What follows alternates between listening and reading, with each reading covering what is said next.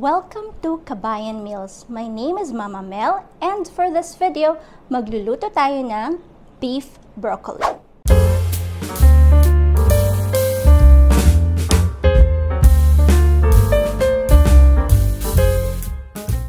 So first, imamarinate muna natin tong ating beef.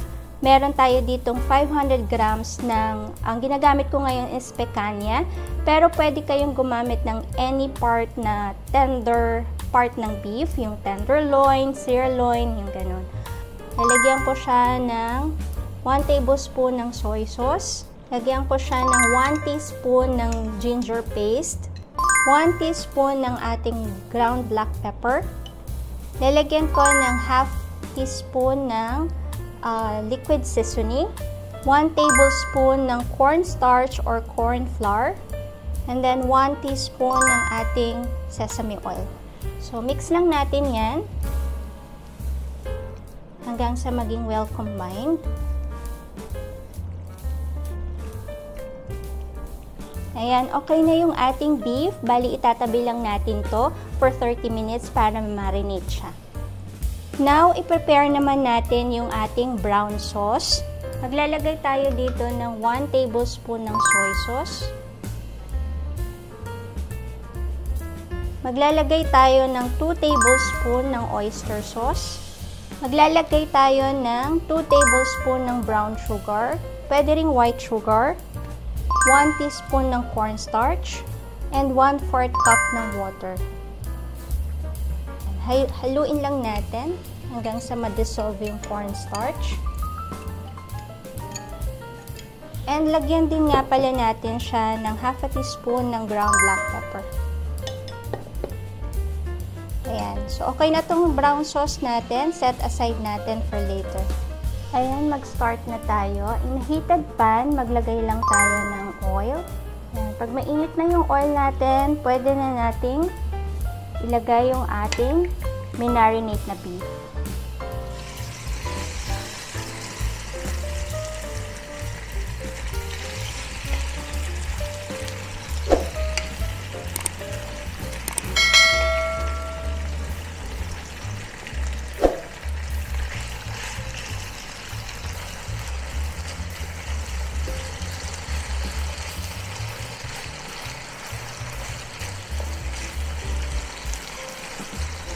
Yan, stir fry lang natin siya hanggang maging lightly brown. Okay lang kahit hindi natin siya lutuin ng matagal para hindi maging tough yung beef natin.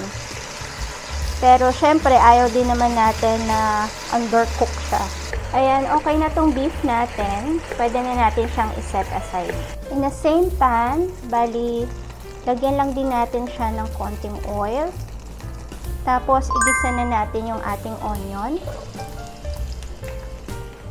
And then, isunod na natin yung ating garlic.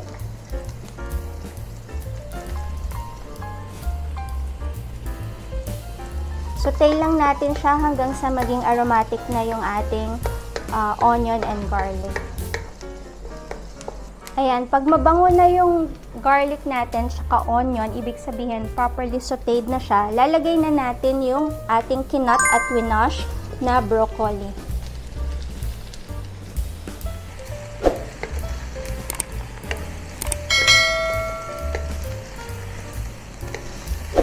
Yan, saute lang natin lightly.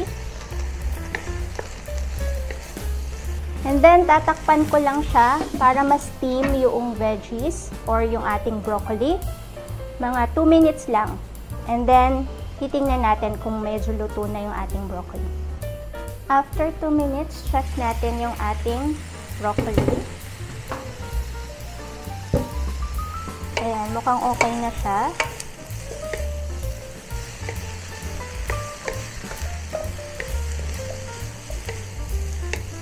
And then, ilalagay ko na yung sauce na pinrepare natin kanina. Ayan, haluin lang natin. Ilagay ko lang yung sauce.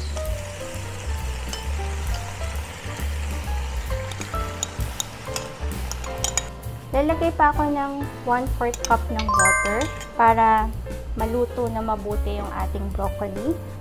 And then, ilalagay ko na rin yung ating stir fry na beef kanina. Yan.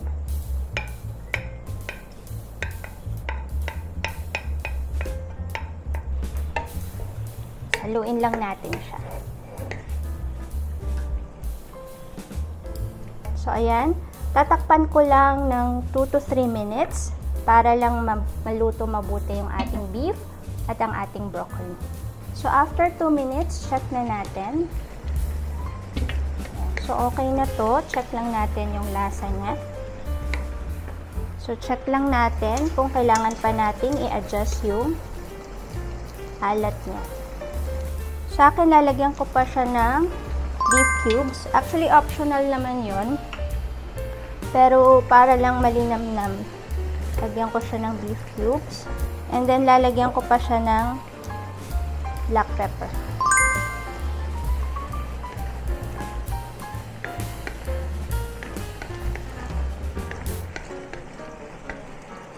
Ayan. So, nasa sa inyo yun kung gusto nyo pang i-reduce yung sauce niya. Pero ako kasi gusto ko yung medyo mas maraming sauce para iaan mo siya sa kanin.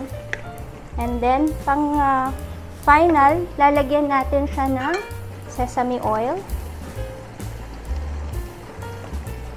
And then, patayin na natin yung apoy. Ayan, luto na to. Ayan, luto na ang ating beef broccoli.